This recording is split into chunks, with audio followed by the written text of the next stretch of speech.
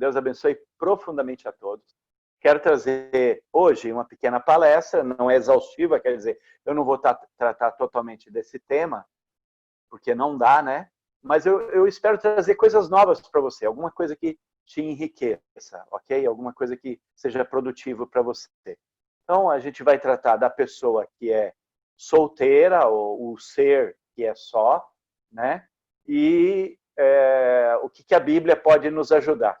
Eu vou usar no início um pouco a Bíblia, e depois eu vou usar conceitos que você vai perceber que são da Bíblia. Eu não vou ficar reforçando com versículos só por causa de uma questão de tempo mesmo. Bom, essa pergunta aí, o que a Bíblia diz para o adulto solteiro? Ok? O que a Bíblia fala para a gente sobre o adulto solteiro? A resposta eu peguei lá de 1 Coríntios 7, 25. Paulo diz assim, para os solteiros, eu não tenho nenhum mandamento do Senhor. Então, baseado nesse texto, eu vou encerrar agora a nossa live, que acabou, a Bíblia não diz nada do solteiro. Tô brincando, não sai não sai não, fica aí. Mas Paulo está dizendo aqui, né? E se a gente pegar o texto no grego, que ele está falando para aquelas pessoas que são, naquela época, no conceito, são virgens, né? Tanto uma mulher que nunca teve relação com um homem, como um homem. E ele está dizendo assim, olha, para vocês que não têm marido, ou que não são casados, hipoteticamente nunca transaram, nunca tiveram relação, eu não tenho um comando, uma ordem, eu não tenho um mandamento da parte do Senhor para vocês. O solteiro aqui, o tratado como virgem, né? A pessoa que não está dentro de um relacionamento, nesse versículo 7, onde Paulo trata muito para o solteiro, para os casais, ele está nessa perspectiva muito forte de que Jesus vai voltar logo, quer dizer, Jesus veio, morreu na cruz, ressuscitou, subiu, e eles tinham certeza que imediatamente, ou no ano seguinte, ou 10, 5 anos, ou quando o evangelho se difundisse para o mundo conhecido da época, Jesus iria voltar. Então, a ideia de Paulo, inclusive, é que ele não, as pessoas acabassem nem se casando, né? E a pessoa solteira, ele nem queria dar instrução para a pessoa, o que a pessoa poderia fazer, do mesmo modo como ele dá instrução para os casais, o marido, a esposa. Bom, deixa eu abordar com você alguns equívocos sobre o ser só, que não tem fundamentação, não tem paralelo bíblico. O primeiro é que é melhor ser só do que casado. Isso não tem base bíblica, ok? O contexto geral da Bíblia não afirma que é melhor ser só, uma pessoa sem se casar, do que ser uma pessoa casada. Logo no início, foi Deus quem instituiu o casamento. Logo no início, foi Deus quem falou, não é bom que seja um indivíduo só, mas que sejam dois. Está no plano do Senhor Deus que houvesse o casamento.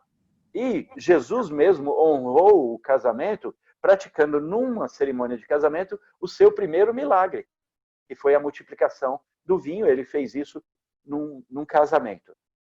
É claro que existem situações onde as pessoas vão ficar só. Por exemplo, quando Jesus nasceu, com 8 dias, ele foi levado até o templo, para lá no templo ser feita uma apresentação dele. Ele foi circuncidado e levado até o templo. E lá tinha uma mulher viúva de mais de 90 anos, que ela casou, viveu poucos anos com o marido, e depois, quando ela ficou viúva, quer dizer, o marido morreu, ela decidiu não casar mais. Então, existem exceções de pessoas que consagraram suas vidas ao celibato, ou à solidão, ou à solitude, mas são exceções. A regra é o casamento, e não que é melhor ser só. Outra coisa é que não está na Bíblia que o solteiro é um ser assexuado, quer dizer, não tem sexo. Muito pelo contrário, né? Cada parte da sexualidade, cada composição da sexualidade, cada zona erógena de um indivíduo, foi Deus quem criou, e criou para a sexualidade mesmo. o ser solteiro, ele não é um ser assexuado.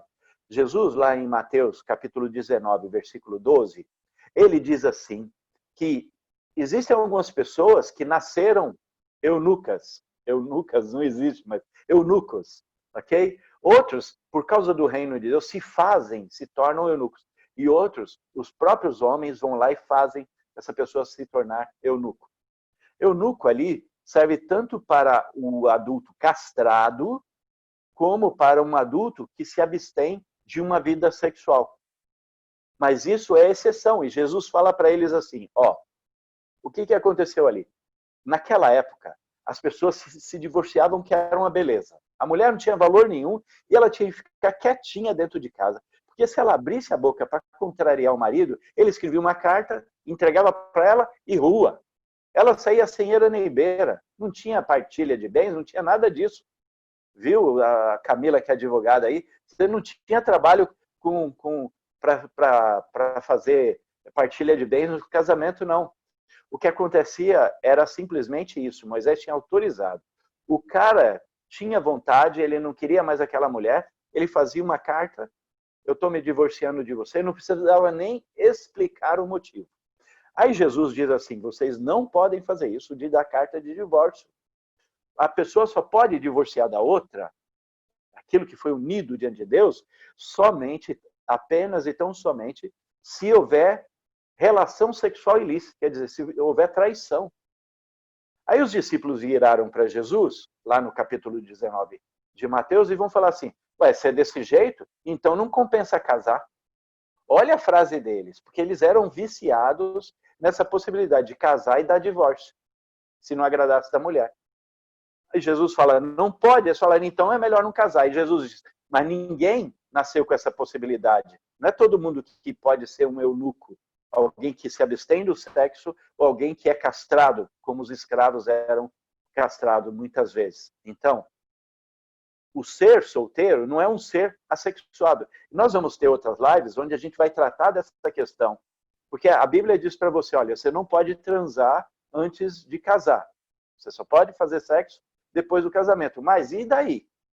A Bíblia só fala isso, ou ela também me dá subsídios para eu obedecer? Bom, não vamos tratar aqui de sexualidade de uma forma mais complexa, né? Um outro equívoco é que a Bíblia não diz, não está escrito na Bíblia, que é Deus quem vai determinar se você vai casar e com quem você vai casar. A regra não é essa. Muito raramente você vê na Bíblia Deus interferindo para que dois indivíduos se encontrem e se casem. Você tem exemplo do Isaac, o filho de Abraão. Abraão manda um servo e lá na terra lá da onde ele tinha vindo, para pegar da sua parentela uma esposa para o seu filho. Foi Deus quem determinou? Não, foi Abraão. Deus vai usar ali de um artifício para determinar, desculpa, que a Raquel, né, se tornasse a esposa de Isaac. Mas a regra é, o próprio indivíduo escolhe se quer casar e o próprio indivíduo escolhe com quem vai casar e busca em Deus a bênção, busca em Deus até a aprovação. Agora, a abordagem que leiam depois, meditem nesse capítulo 7 de 1 Coríntios, Paulo aborda ali a questão do casamento muito pela perspectiva do sexo.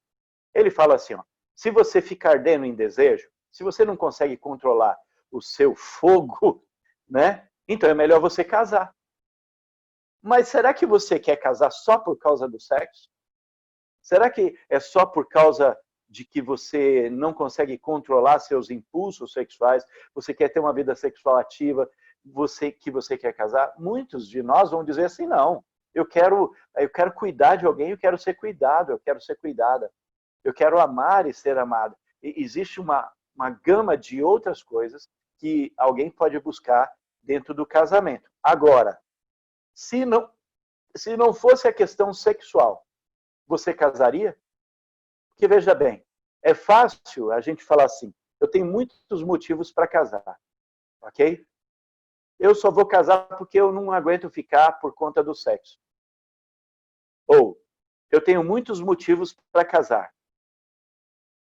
E esses motivos incluem outras relações afetivas que não somente o sexo. Mas também há aquelas pessoas que encaixaram a vida, sabe? A tua vida é gostosa, você tem seu tempo, você faz as coisas do seu jeito, de repente alguém interferir, alguém chegar, tem um custo. E muitas vezes, então, é importante a gente perguntar, se não fosse a questão sexual, eu casaria? Porque Paulo diz assim, você tem que casar só por causa que senão você pode viver em imoralidade. Ele fala, se a imoralidade é um problema para você, então você tenha um esposo, ou que você tenha uma esposa. Esse capítulo 7 é riquíssimo para a gente entender sobre esses assuntos. Bom, como eu disse já, há um custo muito alto para um novo relacionamento. Quando você começa um relacionamento com alguém, você tem que assumir muitas vezes toda aquela história da pessoa, tudo o que compõe o outro, e você precisa lidar com as limitações, os problemas da outra pessoa. De repente você começa a descobrir coisas que... E o exercício de, mais uma vez, se entregar a alguém, sabe? Poxa, de novo, vou tentar de novo, vou ter que abrir as portas para alguém entrar na minha vida. Há um custo muito alto em um novo relacionamento. E as compatibilidades, incompatibilidades, de repente, imagina, você é corintiano, aí aparece aquela menina linda, você se apaixona por ela e de repente você descobre que ela é palmeirense. Isso vai dar certo? Deixa eu colocar aqui uma questão que vale $1 milhão. Isso vai te fazer ser capaz de conquistar qualquer homem. Isso também vai te fazer ser capaz de conquistar qualquer mulher. O que uma mulher solteira deve ter certeza que encontrou naquele homem antes de decidir se casar com ele? Ok? Homens, prestem atenção. Tem muita mulher linda casada com homem feio. E por quê? Porque ela encontrou naquele homem algo que é fundamental para ela.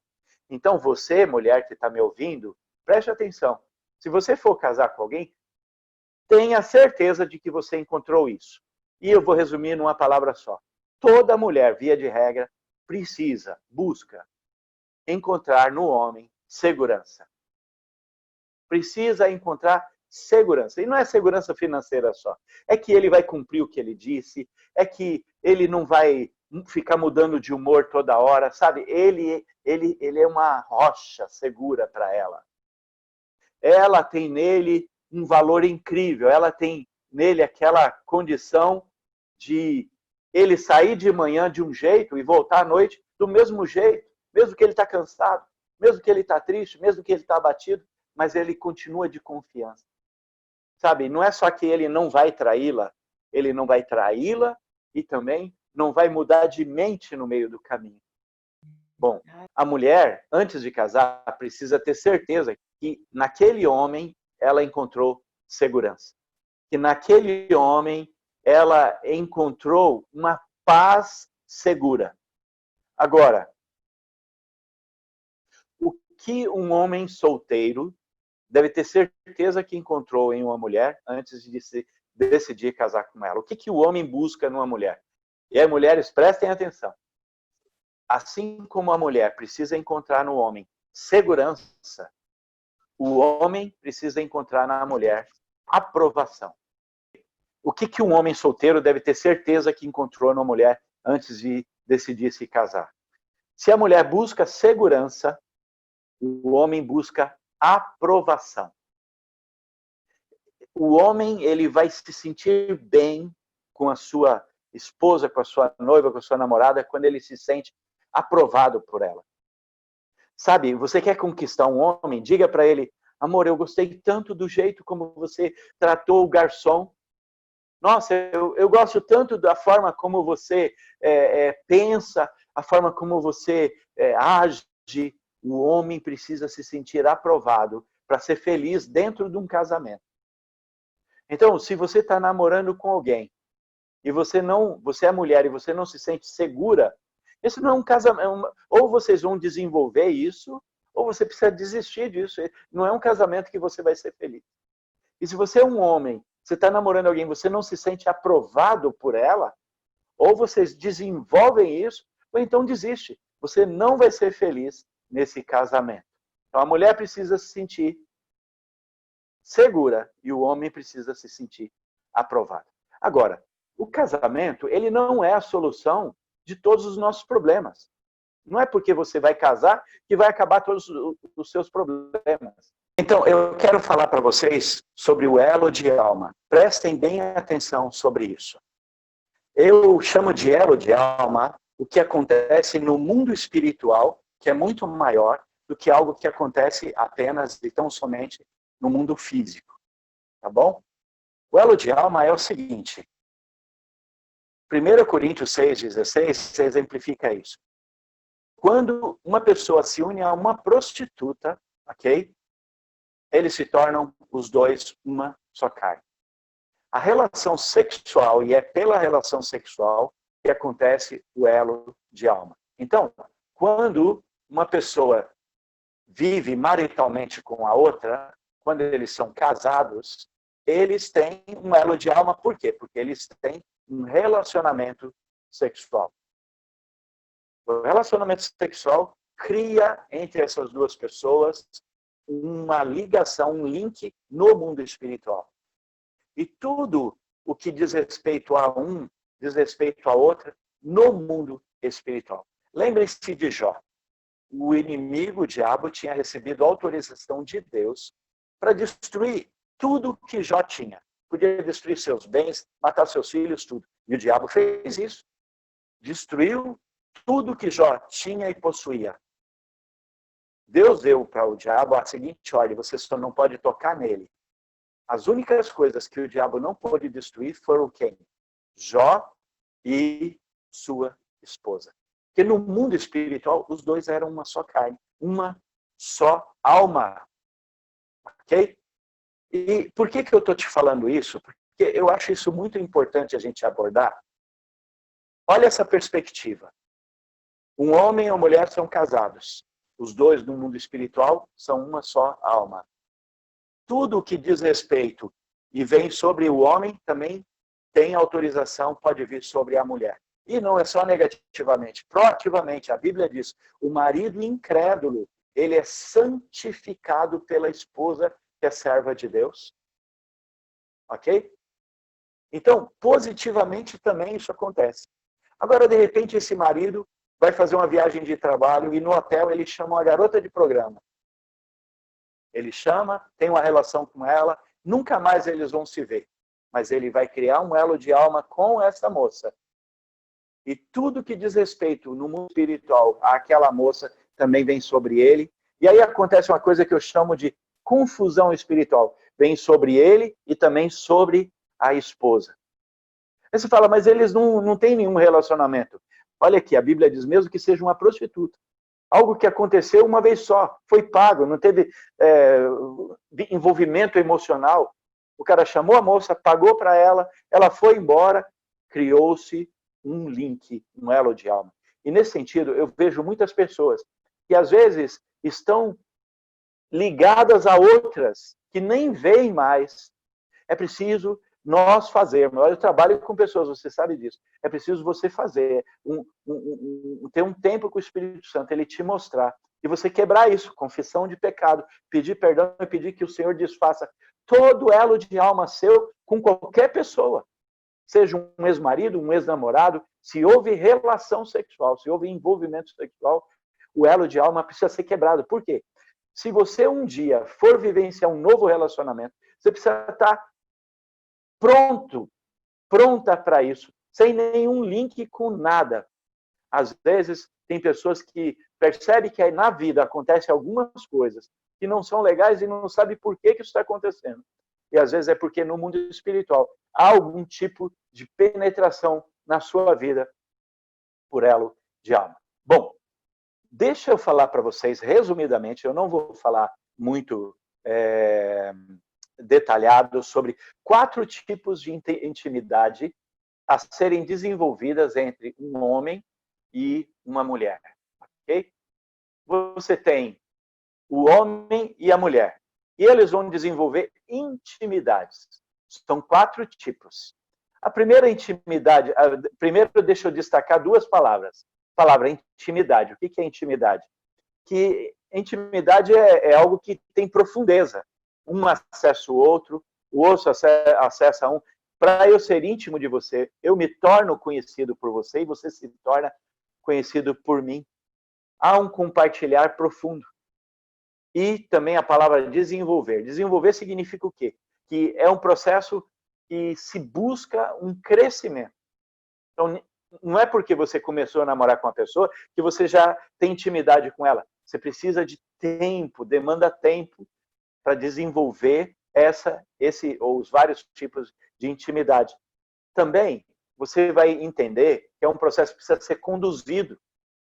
Sabe, não pode deixar naturalmente acontecer. Você precisa se esforçar, falar com a pessoa, vamos fazer isso, para desenvolver essa intimidade. Ok? Os dois precisam atuar propositadamente para que isso aconteça. A primeira intimidade é intimidade intelectual. O que é intimidade intelectual? É você saber o que a pessoa pensa, qual que é a opinião dela sobre as coisas, você desenvolver o seu conhecimento sobre o outro, entender como ele vê as coisas, como ele entende as coisas. Você precisa começar a descobrir os mecanismos de formação de conteúdos dessa pessoa, mas também os conceitos que ela tem sobre os mais variados assuntos. E isso pode acontecer naturalmente, mas também precisa ser provocado, sabe? Porque, de repente, você casa com uma pessoa e você descobre que ela não é nada daquilo que você imaginava, porque não desenvolveu essa intimidade. É muito importante desenvolver a intimidade dos pensamentos, a intimidade intelectual. Saber como que a pessoa lida com situações, como que a pessoa pensa, as convicções dela. De repente, você está namorando aí você é bolsonarista, está namorando um petista e nem percebe. Por quê? Está desenvolvendo outros tipos de intimidades e não a intimidade intelectual. A segunda intimidade que eu quero destacar é a intimidade espiritual. Aqui, o casal desenvolve intimidade nos conceitos da fé. Precisa aprender a orar um pelo outro. Você saber que o outro está orando por você, ele saber que você está orando. Precisa aprender a orar junto. Tem casal que nunca orou junto. Às vezes é casado há anos, nunca fez uma oração junto. E às vezes frequenta a igreja, viu? Regularmente, e nunca fez. Não tem intimidade, tem uma vergonha diante do outro. Por quê? Porque é preciso aprender a sustentar um ao outro espiritualmente. Ler a Bíblia junto, fazer coisas junto para servir o reino de Deus em unidade como casal, né? E também estar junto na mesma igreja. Então, é preciso desenvolver intimidade espiritual, a fé em comum. E se você não tem a mesma fé, o mesmo credo que a pessoa, é uma coisa de se pensar. A terceira forma de intimidade que a gente pode desenvolver é de... Só um minuto. É a intimidade emocional. E aqui pega, viu, gente? A intimidade dos sentimentos. Ao desenvolver esse tipo de intimidade, o casal vai descobrir os conteúdos emocionais um do outro. Descobrindo-se e se deixando descobrir. É mais fácil você saber o que a pessoa pensa do que o que ela sente. É muito importante você descobrir como que a pessoa reage, por exemplo, diante de desafios. Ela tem facilidade para pedir perdão? Ou ela é aquela que prefere dormir e não pedir perdão? Você vai querer casar com uma pessoa dessa? Mas se você não desenvolve intimidade, você não vai conhecer o outro, né? Sabe aquela pessoa que fica com raiva e começa a fingir de mudinho, não fala, né? O rapaz, ele é mais calado, ele é mais que fica fazendo aquelas brincadeiras bobas. Ela é mais carinhosa ou agressiva. Agora, preste atenção. Uma das primeiras intimidades que as pessoas experimentam, e não vou usar o termo desenvolvem, é a intimidade emocional. A gente tem hoje pessoas que se conhecem começam a ter um relacionamento e se grudam um no outro, e daí a pouco não conseguem desfazer o namoro, porque estão dependentes emocionalmente um do outro. A intimidade emocional tem o tempo e o momento certo e a forma certa de desenvolver.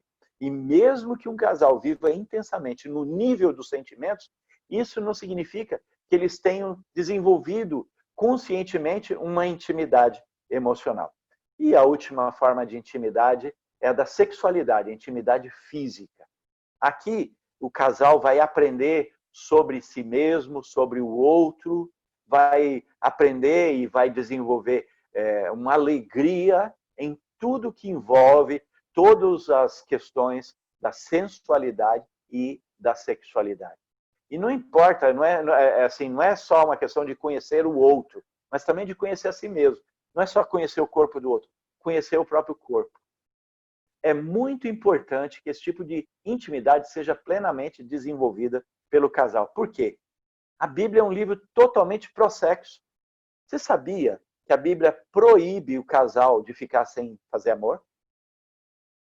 O único motivo que a Bíblia diz para um casal parar de fazer amor regularmente, sempre, é para ter um tempo curto de jejum e oração. Fora isso, o corpo do marido não pertence a ele, mas pertence à esposa para dar prazer para ela. E o corpo da esposa não pertence a ela, pertence ao marido para dar prazer a ele. Então, se você é uma pessoa que não quer intimidade física, você pense bem se você vai casar ou não com alguém, porque ou você aprende sobre isso e desenvolve isso dentro de um casamento, ou você pode, inclusive, estar tendo dificuldade em obedecer a palavra de Deus nesse tema e nesse assunto, ok? Bom, na maioria dos relacionamentos atuais, a primeira coisa que se faz é ter intimidade física. Não é desenvolver. Tem intimidade, mas não desenvolve, ok? Aí, como que funciona hoje? Encontra alguém, gosta da pessoa, sente atração, daí a pouco está tendo relação sexual. Muitos casais têm relação sexual no primeiro encontro. E a segunda forma de intimidade que se experimenta, que se vivencia, é a emocional. É uma avalanche de emoções, sentimentos. Quer dizer, ela fica louca por ele, dependente dele, ela perde o rumo, ele, e daí a pouco. Olha, eu lido com meninos de 14, meninas de 13 anos que estão namorando, e o menino quer mandar na menina. E ela acha que vai morrer se terminar o namoro. As minhas filhas casaram no primeiro namoro, mas eu sempre falava para elas, namorem muito. Porque o namoro que eu ensinava para elas, é um namoro que você pode começar hoje e terminar amanhã. Vai sair com um menino, vai conhecer ele, vai conversar, vai ir num cinema, vai ir num shopping, ok? E você não fica dependente emocionalmente dele ou dela, você não fica se envolvendo sexualmente com ele ou com ela, e você tem toda a liberdade de aí trabalhar em cima das outras intimidades, conhecer o jeito da pessoa, como ela pensa, ver se dá liga espiritualmente falando, né? Mas não é isso que acontece hoje em dia, não.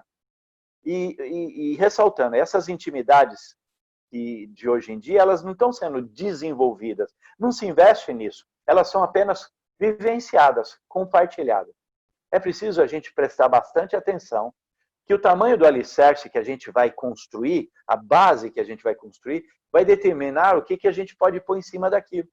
Então, se você não investe na construção do teu relacionamento, como, por exemplo, construindo sobre uma base bem desenvolvida, depois você não vai ter um casamento que vai segurar a onda, ok? As intimidades precisam ser desenvolvidas e experimentadas, todas elas, mas cada um na fase distinta. O casal que não desenvolve intimidade espiritual no namoro, não irá desenvolver no noivado e muito menos no casamento. É muito legal, sabe? Eu lido com casais que eles se tornam parceiros um do outro na terra e no céu, através do desenvolvimento da intimidade espiritual. Bom, fazer um pequeno exercício com vocês aqui. Quais intimidades devem ser desenvolvidas em cada fase do relacionamento de um casal. E eu vou alegar aqui que ainda exista namoro, noivado e casamento. Hoje em dia não está tendo mais nada disso, né? Mas no namoro, você pode desenvolver quais dessas 4 intimidades? A intelectual? Sim, deve. Espiritual? Sim, muito, deve. Emocional? Espera. Não é tão importante assim ainda. Física? Só se você quiser ter muita dor de cabeça no teu relacionamento com Deus. Você vai ficar triste, você vai ter dificuldade de lidar com isso. E no noivado? Aí sim, você investe ainda mais na intelectual, na intimidade espiritual, na intimidade emocional e a intimidade física aguarda. De acordo com o ensinamento bíblico. Ok? E aí o casamento sim, aí é nós na galera, né? Aí você tem que casar já com toda a fundamentação. E aí você vai investir em desenvolver intimidade física. Porque, olha, os caras se casam, ou os caras começam a transar aí, mas você acha que eles têm uma boa qualidade de sexo? Você acha que o sexo deles é legal? Muitas vezes é para um, mas para o outro ainda não. Então, não é tão simples essa questão. Eu estou encerrando aqui a palestra, mas eu quero ainda falar devocionalmente algo, ok? Que é o seguinte: com relação ao ser só, você, na maioria de nós aqui, nós não nascemos para o celibato. O simples fato de você ter se casado uma vez já demonstra isso. Quando eu me divorciei, em 2011, eu acho, eu fui morar lá em Minas. Morava no topo de uma montanha, vivi lá sozinho até 2016, 2017. E o pastor Ari e a pastora Sara foram me visitar. Eles foram no dia do aniversário do pastor Ari. O pastor Ari falou para mim: Emílio, você sabe que você não nasceu para viver só. Você vai precisar encontrar uma outra companheira. Porque o simples fato de você ter se casado um dia já demonstra que você não nasceu para ser só. Bom, muitos de nós podemos encontrar a felicidade sendo solteiros, sendo sem cônjuge e também dentro de um casamento. E nós, do ASC, queremos investir na sua vida para te dar ferramentas e subsídios para isso. Agora, mesmo que você esteja sem cônjuge, você nunca vai estar só. Eu posso te garantir teologicamente que o único indivíduo em toda a história de todos os universos conhecidos e desconhecidos criados por Deus, o único ser que ficou só foi Cristo. Lá na cruz, Jesus estava só, sem ninguém por ele, sem nenhum anjo que pudesse ministrá-lo, e sem o próprio Pai. Ele disse: Deus meu, o Senhor me deixou sozinho aqui. Jesus foi o único que realmente ficou só. Você nunca está só. Ou Deus, ou o Espírito Santo, ou amigos, ou a família. Você nunca está só. Então não se sinta só. Você realmente, literalmente, não é uma pessoa só. E não deixe seus desejos ou suas angústias, sua ansiedade te catapultar, quer dizer, te alavancar, te jogar num relacionamento que vai ser só mais uma vez que você vai ter menos do que já não é nada, ou cometendo os mesmos erros. Você não precisa disso. Busque no Senhor a condição que você quer, que você vai ser feliz. Ore para que Deus concretize na sua vida ela, para que Deus te leve a isso. Mas quando chegar a oportunidade, construa. Faça um relacionamento onde você desenvolva todas as coisas. E lembre-se do elo de alma. Eu quero te desafiar. Hoje ainda, tem um tempo de oração, onde você possa se libertar, abrir mão de links, de elos e de ligações que você teve com pessoas. Mesmo alguma pessoa que você ainda tem algum sentimento por ela. Eu quero te desafiar a fazer uma limpeza espiritual, orando a Deus e pedindo que o Espírito Santo venha fazer uma cirurgia, passar um bisturi e cortar e tirar da sua vida todo elo, toda a ligação que por meio de relacionamento sexual você teve com qualquer pessoa que fosse. Que o Espírito Santo te abençoe, que o Espírito Santo te encha de alegria e felicidade e que você possa ser um adulto inteiro, seja hoje sem cônjuge, seja amanhã com cônjuge, seja para sempre, do jeito que você escolher e que Deus te habilitar para viver. Deus abençoe a todos. Quero agora dar a oportunidade, se tiver alguma pergunta, a Aline pode passar. Se não, se alguém quer fazer uma pergunta, fique à vontade.